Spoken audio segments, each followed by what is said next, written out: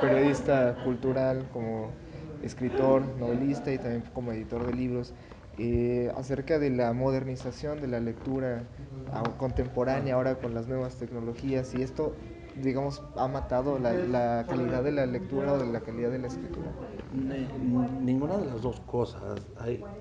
Hay que tener presente que la escritura y la historia de la escritura y la historia de la lectura son historias de una larga adaptación. Es decir, en la historia el surgimiento de un soporte normalmente ha anulado otro. Es decir, pasamos de las tablillas a los papiros, a los manuscritos, a la gran revolución de Gutenberg y por supuesto ahora a las impresoras láser y a los formatos digitales. Eso, digamos que en relación a la forma de plasmar la escritura.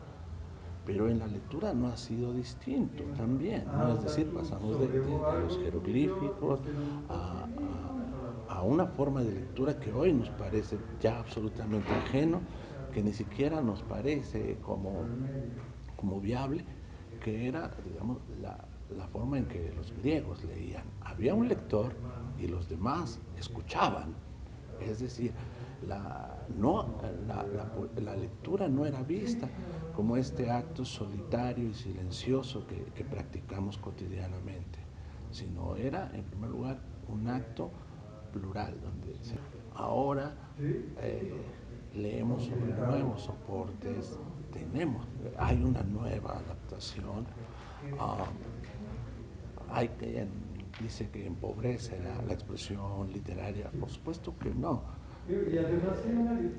Lo que hay es, sí, por supuesto, una masificación de recados tontos, los memes, nos ha dado la oportunidad de opinar a todos de todo y tener quien lea esas opiniones. Antes era la tontería que decías a tus 4 o 5 conocidos y no pasaba de ahí. Pero eso en sí mismo no es escritura literaria y tiene poco que ver. Es decir, de ahí a brincar a una novela, a un cuento, a un poema, vuelve a tener la misma exigencia que ha tenido para todos. Es decir, el dominio mínimo, por principio de cuentas, del lenguaje, ¿no? Leemos mucho, muchísimo más que nunca, pero leemos también quizás como nunca antes, basura. Pero esto creo que tiene poco que ver con los nuevos soportes y muchísimo con el desastroso programa de enseñanza nacional. ¿Cómo podemos entonces diferenciar cuál sería una lectura de calidad y cuál sería una lectura basura? Bueno, yo creo que sin buscar ser puristas, porque digamos que una lectura de calidad quizás también pueda ser una buena crónica deportiva este, o recreativa simplemente, ¿no? Por supuesto, yo creo que también pensar que solo debe estar asociada a la lectura de literatura y de lo que el canon nos exige es muy difícil, ¿no? Pero, es decir, tenemos lagunas tan preocupantes como la de la poca atención a la literatura, al arte, pero más preocupante me parece la poca atención que hay hacia la difusión de la ciencia, ¿no? Es decir, si un joven no está leyendo poesía, pero está leyendo, se está formando científicamente, bueno, no me preocuparía casi nada, ¿no? Le desearía un poco de fantasía en sus lecturas, tal y como es bueno tener un poco de rigor en la lectura de libros recreativos, ¿no? Centrándonos en esta parte de la poesía, bueno, venimos Sí. saliendo de una lectura de la vida de este poeta mexicano Jaime Sabines. Quisiera preguntarle su opinión. Primero, ¿de dónde nace la poesía? Oh, oh, no creo que haya una respuesta que pueda responder cabalmente esta pregunta más que en la misma poesía, ¿no? Es decir, que lleva a un joven o a un viejo a mitad de la tarde o de la noche a tomar un lápiz o a aprender la computadora y escribir eh, algo que, que probablemente él sea el primer sorprendido en el resultado. No lo sabemos, ¿no? Es decir, ¿qué hace que la poesía nos revele tanto con tan poco? No lo sabemos, ¿no? Luis Aragón eh, escribe un poema que solo son brevísimo, donde ya siendo un hombre muy grande, y dice, eh, ¿qué pasó? Pasó la vida y yo soy viejo. Es una revelación conmovedora y un balance a la velocidad de un relámpago de lo que es la vida. Y es una poesía, un poema muy hondo, pero al mismo tiempo no ofrece ninguna dificultad para leerlo. Es una, digamos, una explosión del alma, de los sentimientos que no puede, que no, cuyo origen creo que venturosamente no sabemos perfectamente cómo es y no sabemos tampoco perfectamente dominar nunca, ¿no? Más que como aspiración. Sí, todos los que leemos poesía quizás aspiramos a un día escribirla o a llegar ahí a donde nace la fuente, ¿no? Adentrándonos en esta parte de Sabines, su vida como político, Sí, como platicaba hace rato, y los inicios de su obra. Bueno, para mí, yo he leído poco de él. sí, Por ejemplo, se me hace un hombre que se comía a cucharadas la luna, que sí. inhalaba igual el aire de la misma y que planteaba la poesía centrándose en un objeto como la luna y lo desglosaba y lo transformaba en algo pues un poco romántico y leyendo bueno, hablando de su vida, era un tipo duro, ¿no? O sea, ¿cómo Oh, llegar a esta parte de la dualidad de Sabines? creo que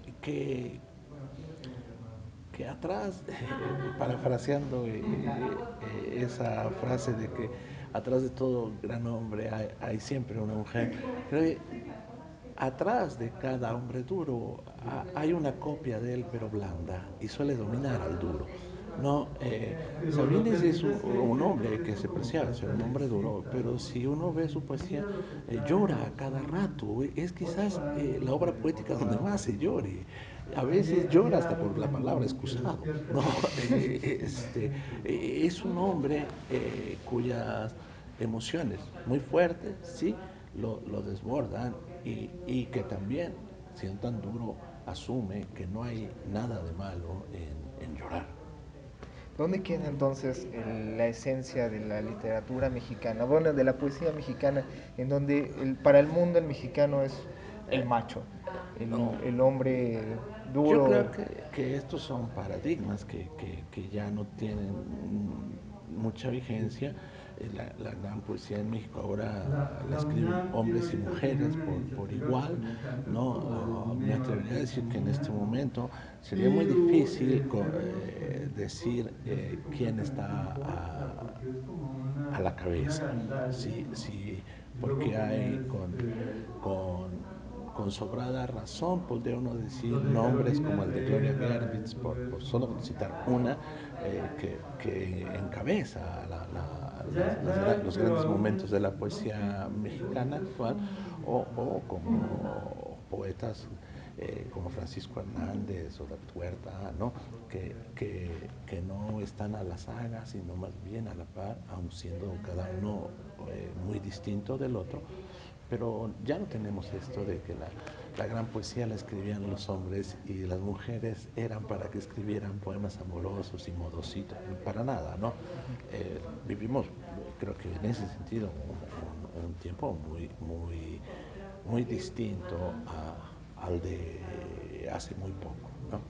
Sabines brincaba en etapas, brincaba de la parte de la poesía oscura y terminó llegando a la poesía más ligera, más de amor, más hablando de las cosas bonitas. En ese sentido, y retomando el principio de la poesía, de la lectura contemporánea, ¿en qué situación se encuentra la poesía actual en México y el consumo de la misma? Bueno, hay un desbalance muy grande, se produce muchísima y se consume muy poca, ¿no? Es decir, somos un país de, no sé exactamente el número de millones, pero los tirajes de poesía suelen ser de 500 ejemplares. Es decir, 500 ejemplares sería una cifra ridícula solo para la ciudad de Jalapa o para una ciudad pequeña, más pequeña como Coatepec, pero resulta que son suficientes para el país. Tardan años y no se agotan. Pero hay, por otro lado, una explosión demográfica de poetas, jóvenes poetas escribiendo por todos lados, lo cual está muy bien, ¿no? Pero sí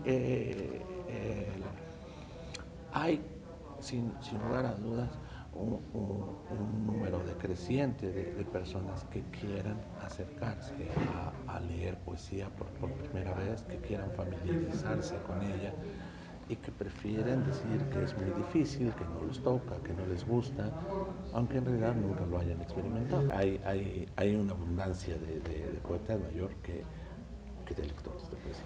Bueno, ya nada más para Sí. finalizar, ¿cómo entonces podemos, dentro de este contexto en donde la literatura mexicana ha sufrido muchos cambios, un ejemplo claro pues es la vida y la obra de Jaime Sabines, cómo podemos invitar a los jóvenes a no solamente crearla, sino consumirla y ayudarlos a difundir, a la difusión de la misma? Pues yo creo que hay mucho, casi es un terreno casi virginal, ¿no? Va desde la difusión, desde el rompimiento de mitos, el fundamental de que la poesía es difícil, ¿no?